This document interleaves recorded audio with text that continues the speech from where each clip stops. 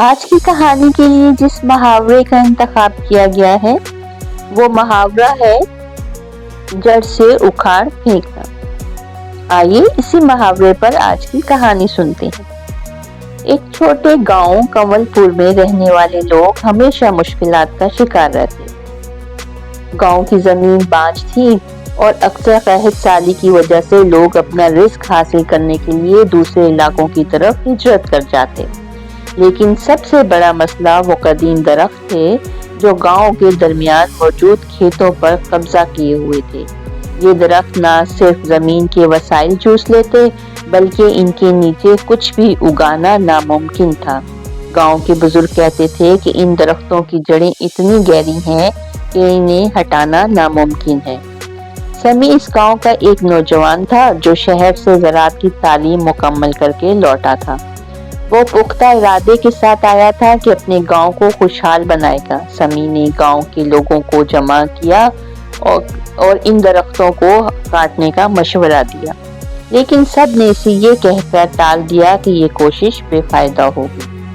سمیع نے اکیلے ہی ان درختوں کو جڑ سے اکھاڑنے کا منصوبہ بنایا۔ وہ ہر صبح اپنے اوزار لے کر کھیتوں میں جاتا اور زمین کھودنا شروع کرتا۔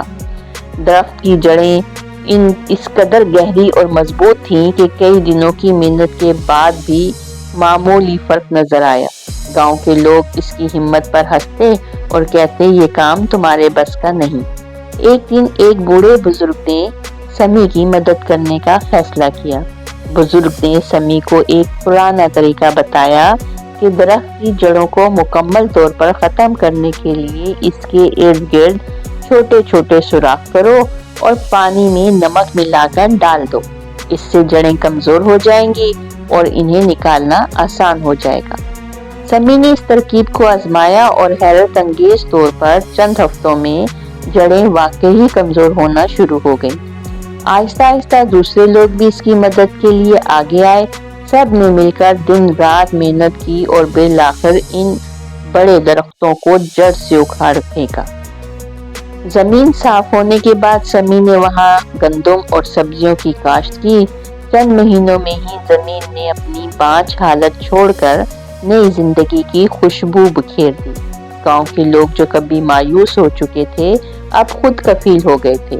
اس کہانی سے ہمیں یہ سبق ملتا ہے کہ اگر کسی برائی یا رکاوٹ کو مکمل طور پر ختم کرنا ہو تو صرف سطحی اقدامات کافی نہیں ہوتے بلکہ اسے جڑ سے اکھاڑ پھینکنا ضروری ہوتا ہے۔